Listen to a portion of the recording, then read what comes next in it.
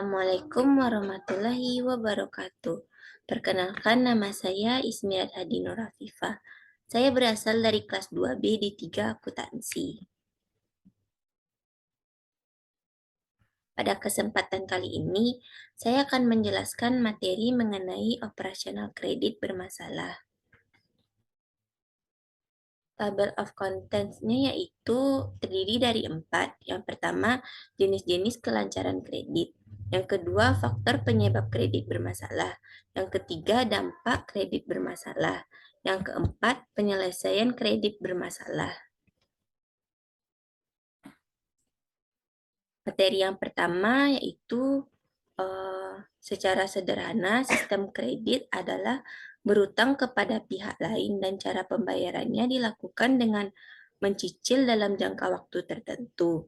Namun, saat seseorang nasabah tidak mampu lagi membayar atau mencicil pinjaman, disebut dengan istilah kredit macet atau kredit bermasalah. Jadi, dapat disimpulkan bahwa kredit macet adalah kredit bermasalah yang menggambarkan suatu situasi di mana persetujuan pengembalian kredit mengalami risiko kegagalan, bahkan menunjukkan bahwa bank akan memperoleh kerugian. Selanjutnya, jenis-jenis kelancaran kredit. Jenis-jenis kelancaran kredit terbagi menjadi 5. Yang pertama, kredit lancar. Kredit lancar dianggap lancar jika debitur mampu membayar cicilan, angsuran pokok, dan bunga pinjaman dengan lancar, serta tidak memiliki tunggakan. Meskipun terdapat tunggakan, debitur mampu membayarnya sebelum melampaui masa angsuran berikutnya. Jenis-jenis yang kedua yaitu kredit kurang lancar. Kredit kurang lancar yaitu di mana debitur yang cicilannya termasuk pembayaran pokok dan atau bunga mengalami keterlambatan pembayaran di atas 90 hari, tetapi tidak lebih dari 120 hari.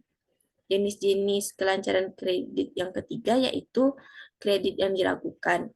Kredit yang diragukan yaitu jenis kredit di mana debitur yang cicilannya termasuk pembayaran pokok dan atau bunga yang mengalami keterlambatan pembayaran di atas 120 hari, tetapi tidak lebih dari 180 hari. Jenis-jenis kelancaran yang keempat yaitu kredit dalam perhatian khusus. Kredit dalam perhatian khusus atau dikenal juga dengan DPK. DPK ini debitur yang cicilannya itu termasuk pembayaran pokok dan atau bunga mengalami keterlambatan pembayaran di atas 10 hari, tapi tidak lebih dari 90 hari. Jenis kelancaran kredit yang kelima yaitu kredit macet. Kredit macet merupakan kondisi ketika setelah berlalu 18 bulan sejak kredit digolongkan sebagai kredit diragukan. Debitur tidak ada upaya pelunasan, bahkan debitur juga tidak memiliki jaminan apapun. Materi selanjutnya yaitu faktor penyebab kredit bermasalah. Faktor penyebab kredit bermasalah dari nasabah terbagi menjadi 3. Yang pertama, penyalahgunaan kredit. Penyalahgunaan kredit yang dilakukan nasabah dengan menggunakan dana kredit tersebut tidak sesuai dengan tujuan penggunaan. Misalnya dalam pengajuan kredit disebutkan kredit untuk investasi, ternyata dalam praktiknya setelah dana kredit dicairkan digunakan untuk kredit pemilikan rumah. Yang kedua, tidak mampu mengelola keuangan. Nasabah tidak dapat mengelola keuangannya dengan baik sehingga mengalami kesulitan di dalam penyelesaian kewajiban-kewajiban, baik dalam bentuk pembayaran kredit kembali pokoknya dan atau pembayaran bunga, denda keterlambatan, serta ongkos-ongkos bank yang menjadi beban debitur.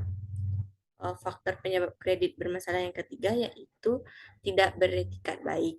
Nasabah sengaja untuk tidak melakukan pembayaran angsuran kepada bank karena nasabah tidak memiliki kemauan dalam memenuhi kewajiban. Selanjutnya, faktor penyebab dari bank. Faktor penyebab dari bank ini terbagi menjadi 4. Yang pertama, kualitas pejabat bank.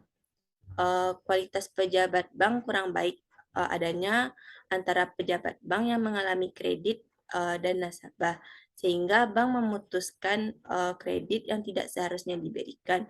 Misalnya, bank melakukan over transaksi terhadap nilai agunan. Yang kedua, persaingan antar bank.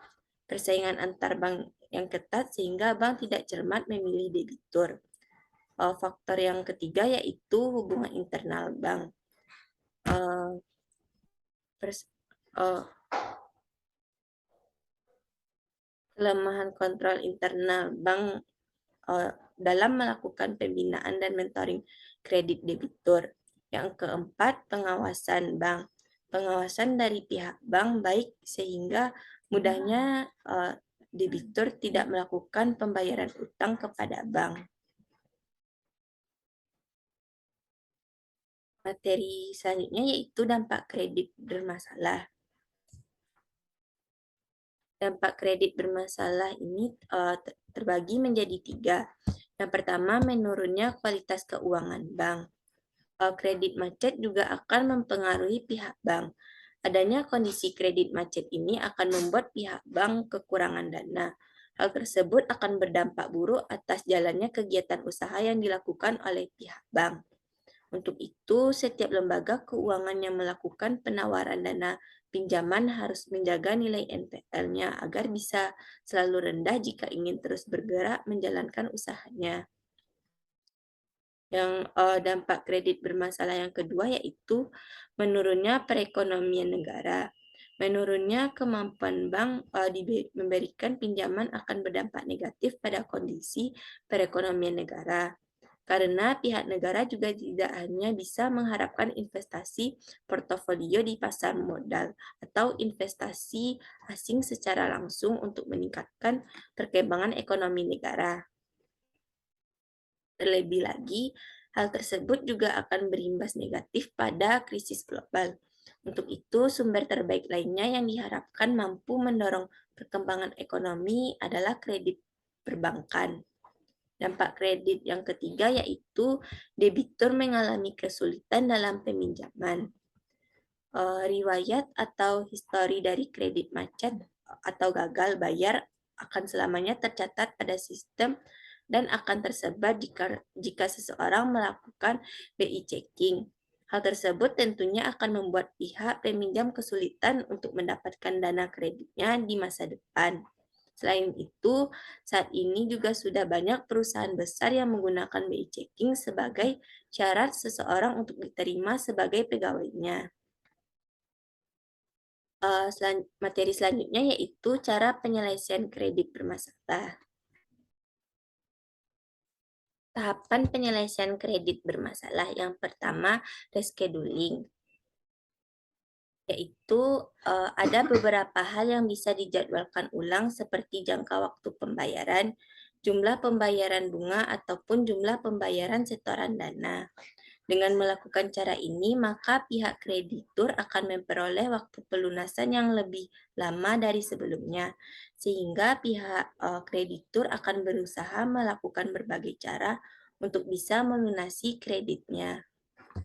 Tahapan penyelesaian kredit yang kedua yaitu restructuring.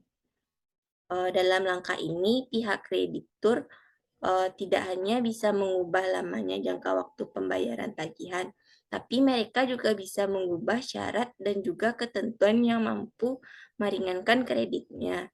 Langkah yang bisa dilakukan adalah dengan mengubah besaran suku bunga agar pihak debitur bisa membayar kewajibannya setiap bulan. Cara lainnya adalah dengan mengubah jangka waktu peminjaman, perubahan pembayaran, dan juga cara lainnya. Tahap penyelesaian yang ketiga yaitu reconditioning. Cara adalah dengan penataan kembali, yaitu upaya pihak bank mengubah kondisi kredit untuk meringankan tanggung jawab debitur yang terlibat kredit macet. Hal ini dilakukan dengan cara menambah fasilitas kredit, memotong suku bunga, memotong denda, ataupun menambah jangka waktu angsuran, juga mengonversi tunggakan menjadi pokok kredit baru, hingga penjadwalan dan persyaratan kembali. Baiklah, sekian yang dapat saya sampaikan. Maaf jika ada kata yang salah. Wassalamualaikum warahmatullahi wabarakatuh.